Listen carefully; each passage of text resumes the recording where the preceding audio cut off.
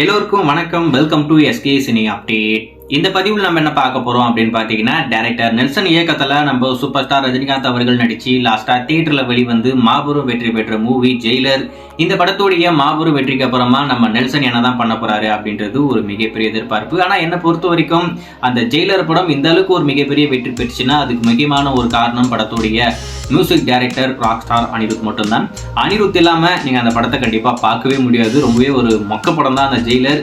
இருந்தாலும் நம்ம அனிருத் பண்ண ஒரு மிகப்பெரிய மேஜிக் அந்த படம் இண்டஸ்ட்ரிட்டா மாறி போச்சு. அதுல குறிப்பா உக்கும் சாங்கா இருக்கட்டும், பேக்ரவுண்ட் ஸ்கோரா இருக்கட்டும், எல்லாமே தியேட்டர்ல சும்மா வேற லெவல்ல ஒரு பயங்கரமான என்ஜாய்மெண்டா இருந்தது. அதுல மட்டும் எந்த ஒரு மாற்றமே இல்லை. சரி, அந்த படத்துடைய வெற்றிக்கு அப்புறமா ஜெயிலர் 2 தான் அப்படின்றது கன்ஃபார்ம் ஆயிடுச்சு. அப்பவே அதை ஓகே பண்ணி சன் பிக்சர்ஸ் பேனர்ல அந்த ஜெயிலர் 2 அவங்க பண்ண போறாங்க. அதுக்கான ஒர்க்ல தான் நம்ம நெல்சன் இப்போதைக்கு இருக்காப்ல. நம்ம சூப்பர் ஸ்டாரை பொறுத்த வரைக்கும் இப்போதைக்கு வேட்டையன் பண்ணிக்கிட்டு இருக்காரு. அதுக்கடுத்து லோகேஷ் கனகராஜ் இயக்கத்துல தலைவர் 171 அந்த படத்தை முடிச்சுட்டு அதுக்கப்புறமா இந்த படத்தை அவங்க ஸ்டார்ட் பண்ண போறாங்க அப்படின்ற மாதிரி ஒரு தகவல் வந்திருக்கேன். சரி, அந்த படத்தை பத்தி இப்ப என்ன அப்படின்னு பாத்தீங்கன்னா, ஜெயிலர் 2க்கு அவங்க என்ன டைட்டில் வச்சிருக்காங்க அப்படின்னு பாத்தீங்கன்னா ஹுக்கும் அப்படின்ற மாதிரி இப்போ அவங்க டைட்டில் வச்சிருக்காங்களாமா. அது இப்போதைக்கு ரூமரா வெளியே வந்திருக்கேன்.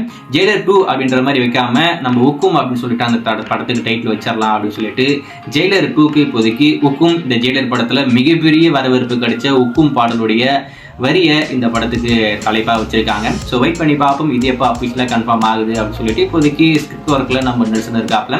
ஆல்மோஸ்ட் அது முடிஞ்சிருச்சு அப்படின்ற மாதிரி சொல்கிறாங்க. ஸ்டோரி டிஸ்கஷன் எல்லாமே ரொம்ப நல்லா வந்துகிட்டு இருக்கு. கண்டிப்பாக இது ஒரு பயங்கரமான சீக்வலா ப்ரீக்வலா அப்படின்றத பற்றி நம்ம லேட்டராக பார்ப்போம் அப்படின்ற மாதிரி சொல்கிறாங்க.